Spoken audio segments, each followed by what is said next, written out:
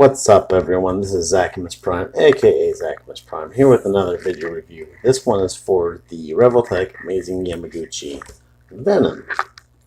And, Venom is... this one is kind of a beast. Of course, Venom comes from the Marvel comic books. He was originally an alternate costume for Spider-Man. And then later they're like, yeah, actually your alternate costume is a living thing. And then they're like, yeah, actually your living thing alternate costume is kind of weird. And so Peter Parker got rid of it, and Eddie Brock got it, and actually since then it went through several people's hands. Whoops. I'm not sure exactly what version of Venom this is specifically meant to reference, but geez, look at that ass. But this guy is like super buff. I know that there was one of the Venom hosts was a guy who was like a weightlifter, but I'm not sure that this is specifically that version. It may just be just an artist's interpretation. But anyhow, so he doesn't actually come with a lot of accessories. Like, he comes out of the box, he's got this is disattached. Whoa, get out of there. His tongue is disattached. You can attach that on, and these arm things are detached, and you can attach them on.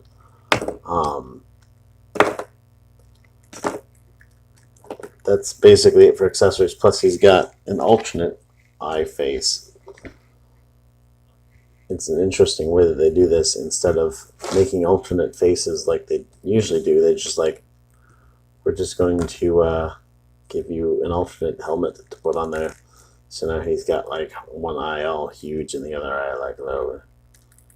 So that's easy enough to change. But this guy, he's really, I mean, it's, as a figure, this is going to sound weird, but I'm going to say that it's a surprisingly nimble figure for how, like, big and bulky it is. Like, how, like, muscular. And just some interesting joints. This joint right here is the most interesting one on him, and it's actually super effective. Let me get into that in just a moment. So, his head is on a series of joints here, and they work. I'm not sure I really like exactly how his head joint works, because he doesn't have a lot of up and down motion as a result of the way this is all worked out. So if you got him crouched down, he can't really look up, and he can't really look down. His upper part of his head has got like one click of motion on a little tiny Revoltech joint in there. His jaw attaches onto that, and you can kind of move it around from side to side a little bit. Closes down. He's got one hell of an underbite. Kind of reminds me of the clown character from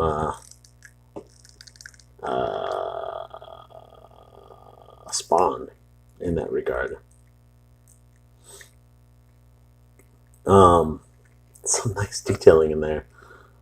It's really interesting. So this has been sculpted and probably painted all in white, and then this fleshy color is, you can see this by this overbrush here. It's this like red like wash that they put over it, and so it like pools and all the like details and whatnot. And there's actually a substantial amount of detail just on the inside of his mouth. He does have that tongue, and that attaches with a single Revoltech joint here. Keep in mind that if you push that all the way in, it is a bitch to get out. But you can, you know, if you're planning on playing with it or displaying it with or without the tongue in a short period of time like I am, then maybe you could just put it in part way and then pull it out when you're done. So his neck gets a lot of rotation from side to side and gets a fair amount of rotation like this, but it doesn't go up and down much. It there's like one click of motion right there. And it's not really a big problem, it's just a little problem. But the fact that it's a problem means that I should probably point it out. His shoulders have got, so they've got just a single Revoltech joint right here. And the sculpt of it, there's a lot of hollow underneath his arm here. The sculpt of it allows it to move around in a lot of different ways because, of course, it's got the Revoltech joint, plus it's got the little pegs that come out on the other end of that.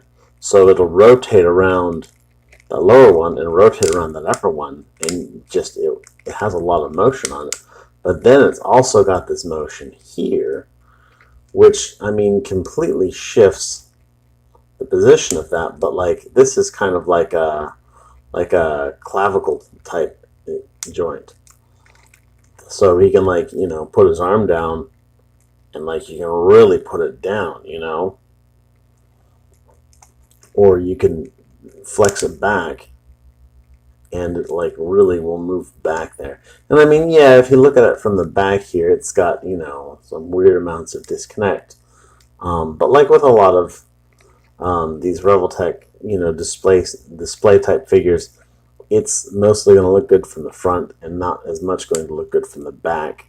But, you know, you got to pick how you're going to display it, of course. No real bicep rotation. Like he's got a Revoltech joint here, which has got that, you know, again, it'll rotate around either one of those pegs, but it doesn't rotate a whole lot. Like, that's about as much rotation as I can get out of it. But like, it'll still do like any kind of pose you really want it to. You know, it's a very versatile figure. Full bend on the elbow on that single Revoltech joint. He's got also a full-size Revoltech joint here on the wrist. This is the sort of thing that you got to make sure that you've got that joint positioned properly. So like here I can bend it like this, but if I want to take this and bend to that joint like this, now his wrist is going like that. But I don't think he's really meant to bend that way. I don't think the sculpt really accounts for that as much.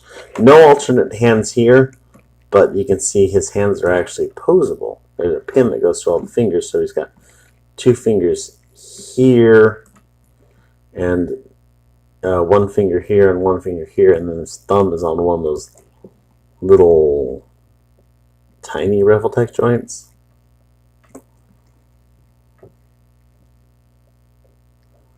So he can make, you know, rude gestures and whatnot. He's got a Revoltech joint in his waist, and look at this. There he is all the way back. There it is all the way forward. That's just that one joint. He's just like, yeah. He also has, in addition to that, let me see if I can isolate that joint. He has a Revoltech joint in the bottom part of his body as well.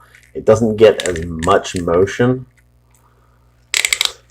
but I mean, combined with the torso joint there, he can basically face plant his own nutsack. His face fell off.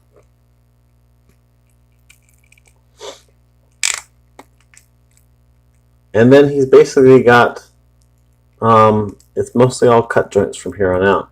So his hip is just on, it feels like it's just a simple pivot. There's no rotational or bend to it. So his leg will go forward that much and backwards, pretty much not at all. But then there's this other joint on it like that. That'll move it out there. So if you want to move it forward, it'll move forward. If you want to move it forward and out, it'll move out. If you want to move it just out, it'll move out. Just as a combination of those two joints, you just get a lot of motion out of it. This is something that Kyoto has been doing for like in 20 some odd years. Actually, my very first Kyoto figure I ever owned was back in the 90s. They had a series of Evangelion figures that all of their joints were these cut joints like that. And they were great for display.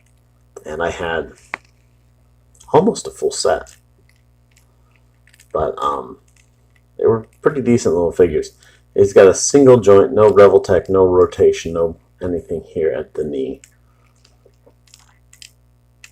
And then his ankle it's a Revoltech joint, but it's like one of the smooth type Revoltech joints. So it's got some rotation here, it's got the bend here, it's got a little bit of rotation here, and then his toes are all on a joint. But the surprising thing about this figure is that he comes with a stand. Oh, he's got some more of that plastic in there. Kyoto puts these plastic in between the joints so you don't get any like paint rub when it's in shipping. But then you have to like track down all this crap and pull it all out. And if you don't feel like physically disassembling your figure all the way down to its constituent parts, you just kind of like have to grab it and pull it out. And then you'll find that as you work the joints and whatnot, you'll be pulling pieces of plastic out of your joints for a while.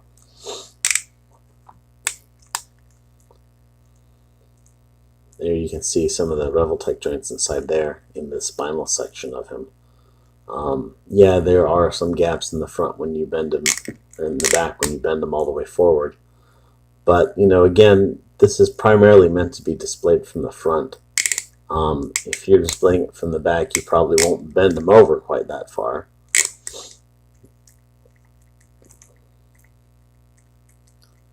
But anyhow, he comes with a stand. The stand will attach through this hole right here. I mean, technically, I suppose you could attach it through any of these holes. But this is the one that's meant for that. And, he'll attach in and stand up and do like aerial poses or weird unbalanced poses or whatnot. But I haven't had any problem just messing with this guy without a stand, as top heavy and as he looks, he's been surprisingly easy to play with. So that's kind of impressive. This figure actually has been pretty cool. I've enjoyed it.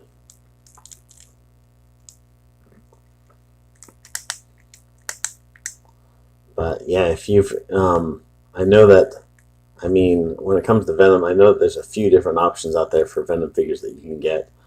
I believe that Marvel Legends has one, and I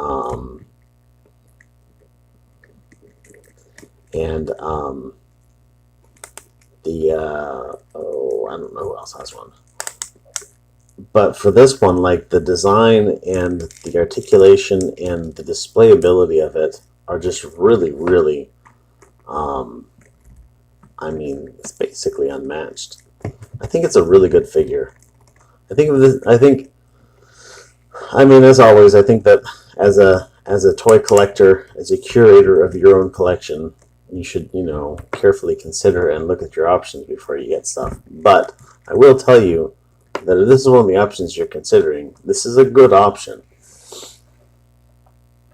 But that's about all I can say for it.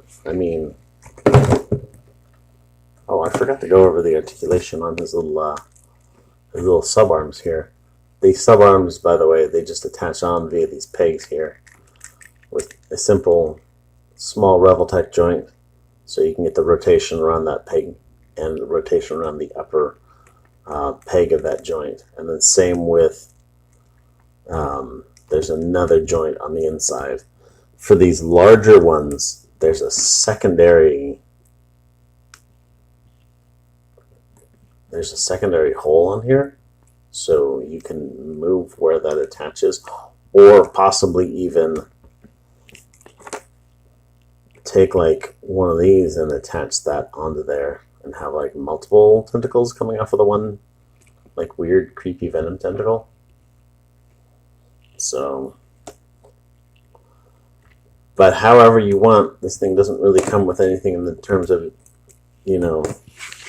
instructions. It's got the one the one piece of paper that's like, here, here's how you don't, break your toy and be sure to not eat it and whatnot. Other than that, it's like, hey man, just do whatever the heck you want. And so, yeah. But it's a good figure. Anyhow, I'm not sure what else I can say about it, so I'm going to quit while I'm ahead. Thanks everybody for watching. You guys are awesome. And be good to each other. See you around.